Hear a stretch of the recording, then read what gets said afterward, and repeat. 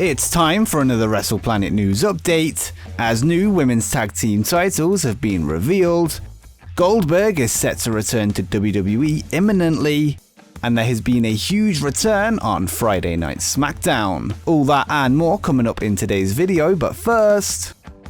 This Wednesday, AEW Dynamite saw a huge ratings boost, with them surpassing the 1 million viewer mark for the first time since May 2021. AEW drew an average of 1.025 million viewers on TNT for their Fyter Fest Night 1 special. This is up 17.86% from last week's Road Rager special, which only drew 871,000. In terms of the all-important key demo, they drew a 0.4, up 21.21% from last week's 0.33, which represents roughly 518,000 viewers between the ages of 18 and 49. This is AEW's best rating in both regards since the Blood and Guts show on May 5th. Even more impressive is if we look at the same show from the same week last year, which was Fight for the Fallen, AEW were up 30%. It's worth remembering that Fight for the Fallen was going up against NXT, which likely knocked the show down slightly, but not by 30%. This shows a big improvement for AEW heading forward now that they are back on the road, with last week's exciting Malachi Black debut likely contributing to the hype around the show.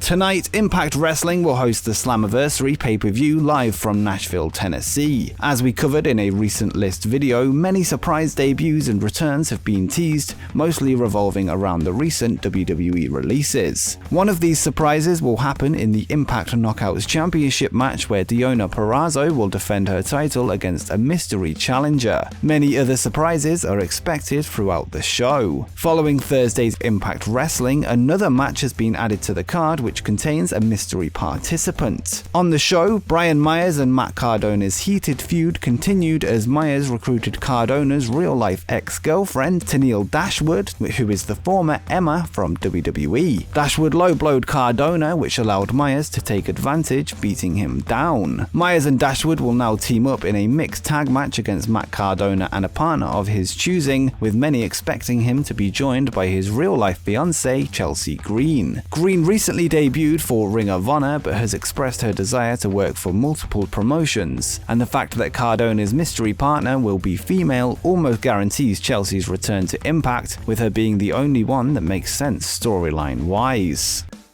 And speaking of Slammiversary, some more changes have been made to the card, with the Impact Knockouts Tag Team Championship match being moved to the pre-show. On the pre-show, Fire and Flavor will defend their belts against Rosemary and Havoc. It's also been announced that TJP will no longer be able to compete in the 4-way Impact Tag title match, with him originally being scheduled to team with Fallah Bahh against the Good Brothers, Rich Swann and Willie Mack, as well as champions Violent by Design. This leaves an open spot in the match, with Bahh now listed as having a mystery partner.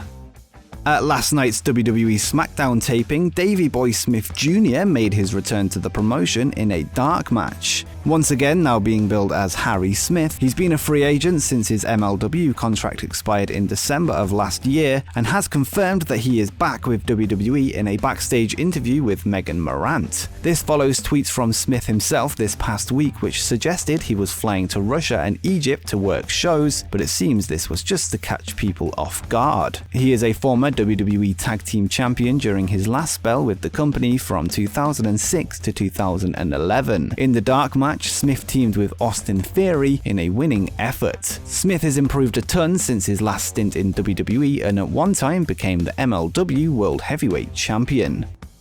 Former AEW World Champion Chris Jericho recently appeared on Conan's Keeping It 100 podcast and revealed his thoughts on Roman Reigns' current heel persona. Jericho had nothing but praise for Roman, who is currently in the midst of a heel run as the tribal chief on SmackDown. Jericho said, "I haven't kept up with it, but I've been reading about it and it's no surprise. When I was there in 2016, I worked with Roman basically all over the world. I was a heel, he was a babyface. It's a no-brainer there. You know what Roman is. I always said this and he's doing it now. If you can just drop the script and just let him be him, he's cool hand Luke, man. He's like the coolest cat. He's a great guy. Just let him be him, and that's what he's doing now, obviously with a heelish slant, which is great."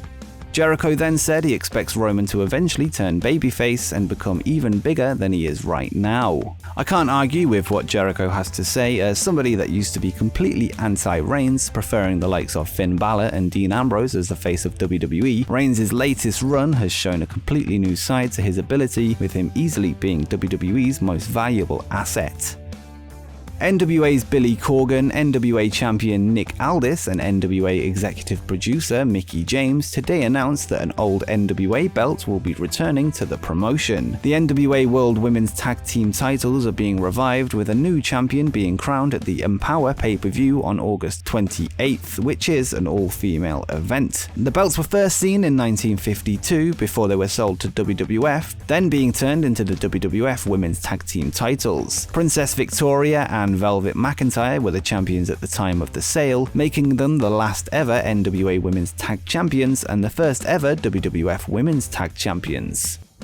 This past week, there was a report by the often reliable Fightful that there are plans in place that will see the return of a 54-year-old former champion. Bill Goldberg, as of Thursday, is penciled in for a return to Monday Night Raw in order to set up a match with Bobby Lashley at SummerSlam. Right now, Goldberg is still under contract with WWE and per his contract must wrestle 2 matches per year. His first match of 2021 was at Royal Rumble, where Goldberg took part in a losing effort for the WWE Championship against then-champion Drew McIntyre. Goldberg re-signed with WWE in 2016 in a feud with Brock Lesnar, which was originally well received. Big Billy then went on to squash many main roster up-and-comers, including the likes of Kevin Owens and the Red Hot Fiend, which has soured his relationship with the audience. Let's hope Lashley isn't on the receiving end of a Goldberg defeat, and WWE choose to go the McIntyre route and have him overcome the former WCW champion.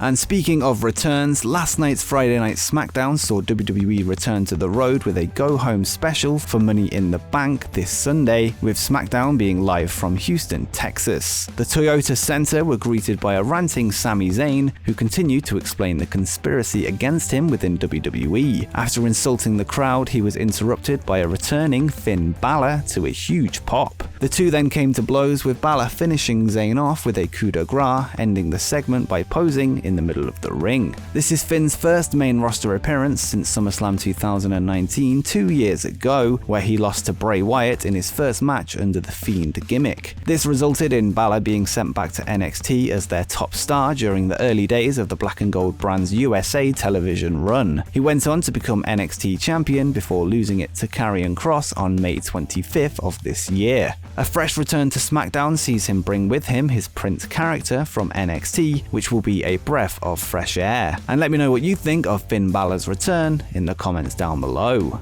And before you go, why not check out my video where I rank the 10 best AEW debuts of all time.